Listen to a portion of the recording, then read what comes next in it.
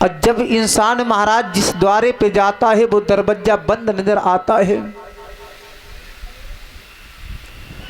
कष्टों से संसार का प्राणी जब ऊब जाता है, परेशान हो जाता है, जब आगे उसको कोई रास्ता नजर नहीं आता, सामने कोई रास्ता नहीं आता है नजर, तो इंसान क्या करता है महाराज? आत्महत्या। क्योंकि आत्महत्या कोई सहज नहीं करता है।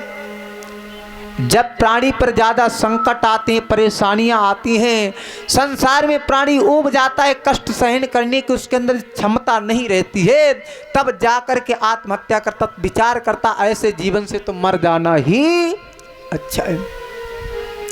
तब कोई तो महाराज जहर खाता है, कोई फांसी लगाता है। तो पंडित जी ने एक दिन विचार किया ऐसे जीवन से तो मरना अच्छा है। तो वो पंडित जी महाराज वहां से चले, जाकर के कहा एक जंगल में पहुंचे, सोचने लगे कहीं एक गहरा तालाब या सरोवर मिल जाए, मैं उसमें कूद करके मर जाऊंगा, प्राणों की आहुति दे दूंगा। जैसे एक तालाब को देखा तो पंडित जी उस तालाब में कूदने के लिए हुए, लेकिन महाराज सूर्यदेव भगवान जो हर जगह विराजमान है, इन्होंने देखा कि भला बताओ एक सज्जन, एक सीधा ये ब्राह्मण, अब वो भी आत्महत्या करने जा रहा है, ये तो घोर पाप करने जा रहा है। तो उसी समय सूर्यदेव भगवान ने क्या किया, एक साधु का रूप धारण किया। अब वो पंडित जी के सामने जाकर के प्रकट हो गए, आवाज लगाइए ब्राह्मण देव, क्या करने जा रहे हो? पंडित बोले महाराज मैं मरने जा रहा हूं। क्यों? बोले मेरे कोई संतान नहीं हुई है।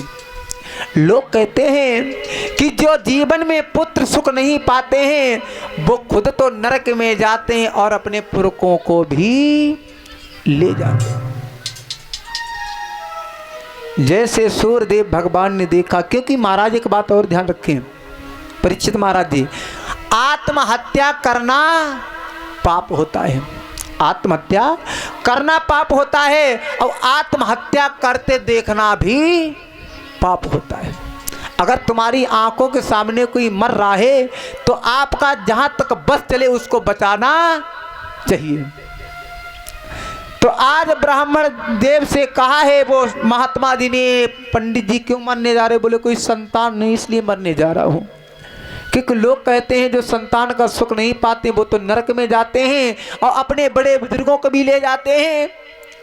तो उसी समय महात्मा जी ने पंडित जी से बड़ी सुंदर बात कही है महाराज, कि ये तुम जो बात करे सब कुछ बेकार है, क्योंकि ये संसार में है क्या महाराज? क्योंकि कभी कह रहा है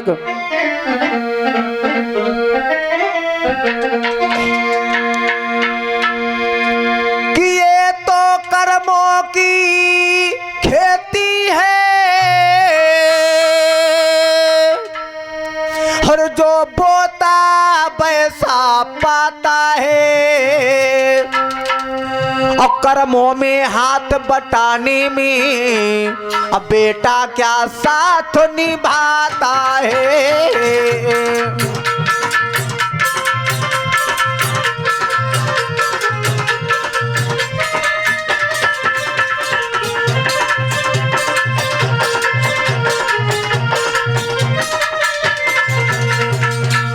क्यों परीक्षित महाराज जी, इतने हमारे दादा लोग बैठे हैं, बड़े बुजुर्ग, क्या किसी का बेटा किसी के कर्मों में हाथ बटा सकता है महाराज?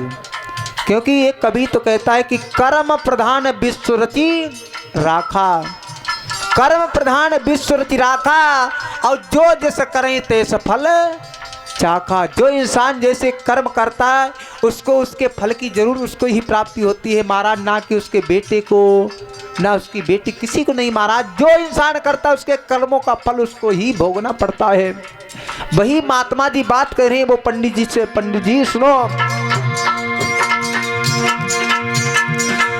ये तो कर्मों की खेती है, जो बोता वैसा पाता है, कर्मों में हाथ बटाने में बेटा क्या साथ निभाता है।